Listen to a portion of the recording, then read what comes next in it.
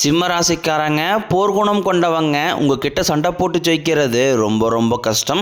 நல்லது கெட்டதை முழுசாக தெரிஞ்சவங்க, சூரிய பகவானை ராசி அதிபதியாக கொண்டவங்க, எல்லா இடங்களையும் நேர்மையும் உண்மையும் மட்டுமே நம்பக்கூடியவங்க. உங்களுக்கு சொந்தமோ பந்தமோ அது தப்புனா அது தப்பு தான், வெட்டு ஒன்று துண்டு ரெண்டுன்னு பேசக்கூடியவங்க. உங்களை ஒருத்தர் பஞ்சாயத்துக்கு கூட்டு போகிறாங்க அப்படின்னா நீங்கள் கூட்டு போகிற பக்கம்லாம் சப்போர்ட் பண்ண மாட்டீங்க.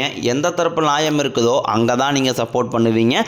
உண்மை நியாயத்திற்கு மட்டுமே என்னைக்குமே கை கொடுப்பீங்க. உண்மைக்கு புறம்பாக எந்த ஒரு விஷயத்தையுமே செய்ய மாட்டீங்க.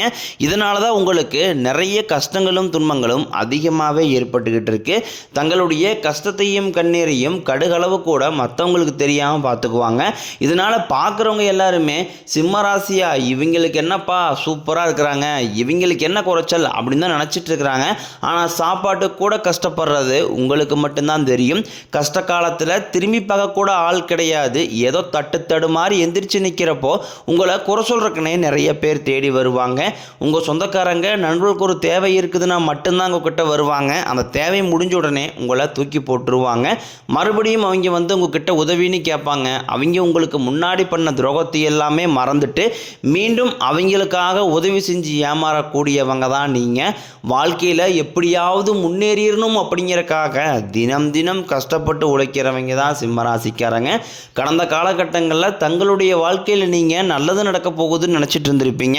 ஆனால் உங்களுக்கு அந்த டைமில் ஒரு மிகப்பெரிய ஏமாற்றம் தான்.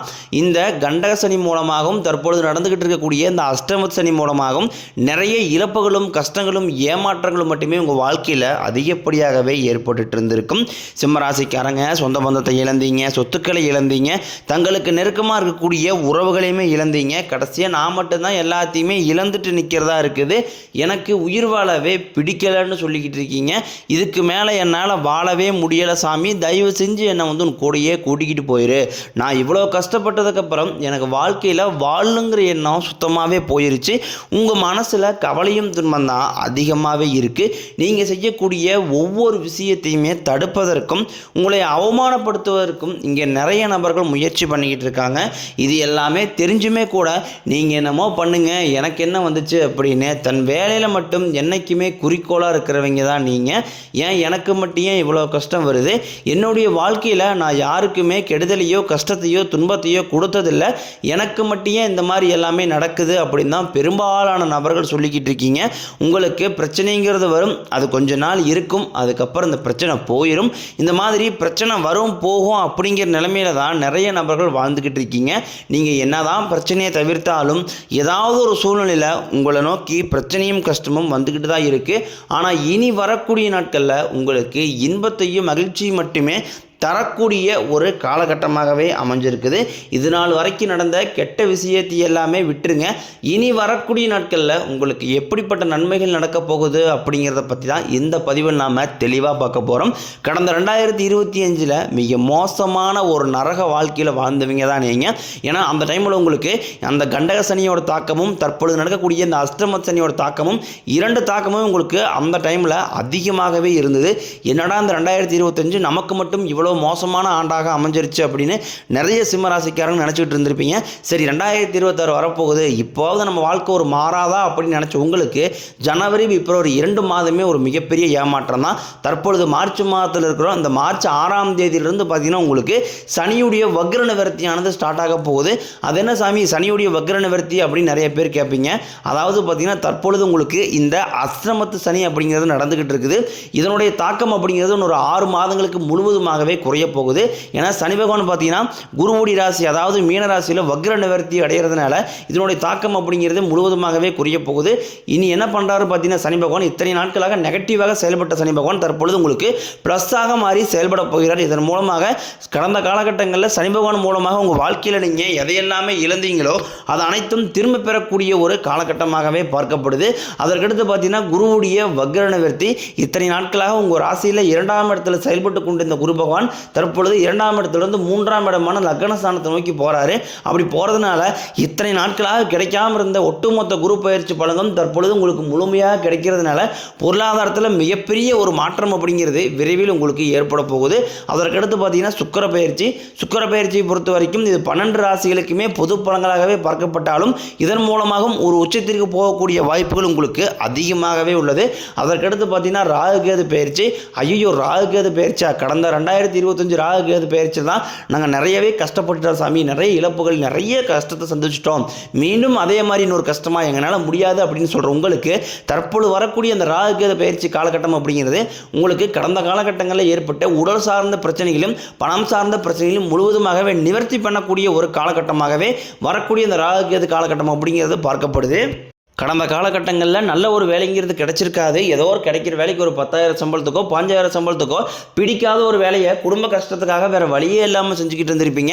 ஆனால் இனி வரக்கூடிய நாட்களில் நீங்கள் படித்த படிப்புக்கு ஏற்ற மாதிரியும் உங்களுக்கு பிடிச்ச மாதிரியும் நீங்கள் ஒரு அரசாங்க வேலைக்கு ட்ரை பண்ணாலும் சரி, இல்லை ஒரு ஐடி ஜாப்போ ப்ரைவேட் ஜாப்போ பேங்க் சைடோ நீங்கள் எங்கே வேலைக்கு ட்ரை பண்ணாலும் அந்த ஜாப் அப்படிங்கிறது உங்களுக்கு நிச்சயமாக கிடைக்க போகுது.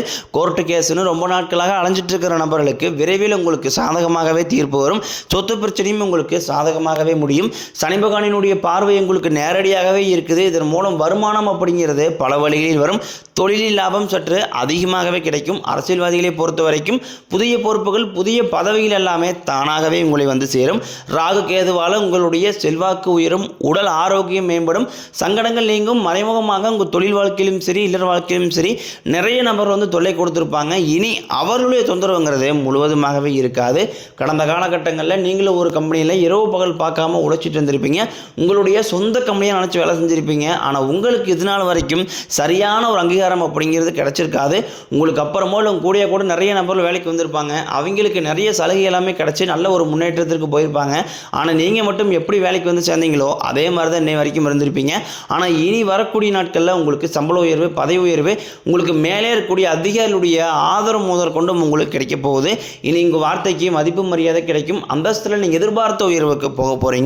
இனி நினைச்சது எல்லாமே நடக்கும். தொழிலில் வியாபாரம் தடைகள் அனைத்தும் விலகும். லாபம் அதிகமாக கிடைக்கும். முன்னேற்றம் உண்டாகும். வரவேண்டிய பணம் விரைவில் கைக்கு வந்து சேரும். குடும்பத்தின் நெருக்கடிகள் விலகும்.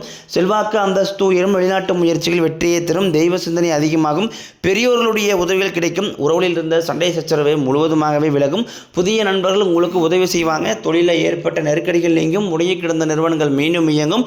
வியாபாரத்தில் எதிர்பார்த்த லாபம் கிடைக்கும். புதிய தொழில் தொடங்கக்கூடிய முயற்சிகள் அனைத்தும் கண்டிப்பாக உங்களுக்கு வெற்றியை தரும். தற்பொழுது நடக்கக்கூடிய இந்த 10ஆம் வகுப்பு 12ஆம் வகுப்பு பொதுத் தேர்வுகள் அதாவது மாணவர்கள் எல்லாமே பார்த்தீங்கன்னா ஒரு பயத்தோடு இருப்பீங்க. எதிர்பார்த்த மதிப்பெண் கிடைக்குமா கிடைக்காதா அப்படிங்கிற ஒரு பயத்தோடு இருப்பீங்க. கண்டிப்பாக சிம்மராசி நபர்களுக்கு பார்த்தீங்கன்னா நீங்கள் எதிர்பார்த்த மாதிரி நல்ல ஒரு மதிப்பெண் அப்படிங்கிறது நிச்சயம் உங்களுக்கு கிடைக்க போகுது. கடந்த காலகட்டங்களில் திருமண நிலை அப்படிங்கிறது பார்த்தீங்கன்னா சிம்மராசிக்காரங்களுக்கு நிறைய பிரச்சனையும் சிக்கலையுமே பெரும்பாலும் சந்திச்சிருப்பீங்க. இதில் குறிப்பாக பார்த்தீங்கன்னா பெண்களுக்கு ஏதாவது ஒரு வகையில் திருமணம் அப்படிங்கிறது அடைஞ்சிருது.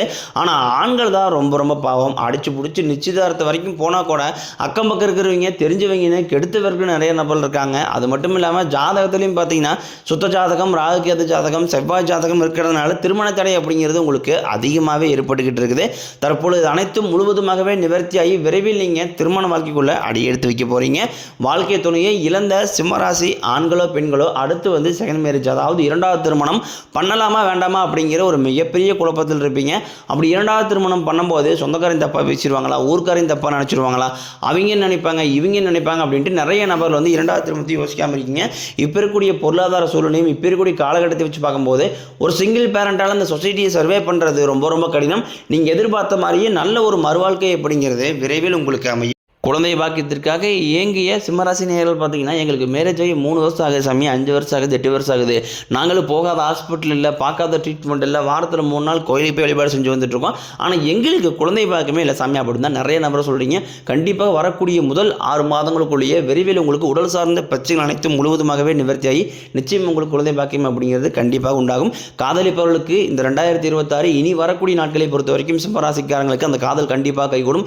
அடுத்து நீங்கள் வீட்டில் போய் சொல்லும்போது பேரண்ட்ஸ் ஃபியான்ஸை உங்களுக்கு முன்னாடி நின்று திருமணம் செய்து வைக்கக்கூடிய வாய்ப்புகளும் அதிகமாகவே உள்ளது. சிம்மராசியை பொறுத்த வரைக்கும் நீங்கள் ஆண்களோ பெண்களோ அரசு வேலையோ தனியார் வேலையோ கூலி வேலையோ நீங்கள் எதிர்பாராத வருமானம் அப்படிங்கிறது உங்களுக்கு இரட்டி மடங்காக கிடைக்க போகுது. சேமிப்பு அப்படிங்கிறது பல மடங்காக உயரப்போகுது. இதன் மூலமாக கடந்த காலகட்டங்களில் ஏற்பட்ட கடன் பிரச்சனை அனைத்தும் வரக்கூடிய நாட்களில் ஒரு பைசா கடன் இல்லாமல் அனைத்து விதமான கடன்களையுமே கட்டி முடிக்க போகிறீங்க. இனி வரக்கூடிய இந்த மார்ச் மாதத்திற்கு பிறகு பார்த்தீங்கன்னா புதிய உறவுகள் எல்லாமே உங்களை தானாகவே தேடி வர போகிறாங்க. அந்த உறவுகள் மூலமாக நல்ல ஒரு சப்போர்ட்டும் நல்ல ஒரு அடுத்த கட்டத்திற்கான உங்கள் வாழ்க்கையை நோக்கி போகக்கூடிய வாய்ப்புகளும் அதிகமாகவே உள்ளது. முடிஞ்ச அளவுக்கு எல்லா விஷயத்தையுமே கொஞ்சம் ரகசியமாக வச்சுக்கங்க. எதையுமே யார்ட்டையுமே ஷேர் பண்ணாத வரைக்கும் உங்களுக்கு எந்த ஒரு பாதிப்பும் கிடையாது.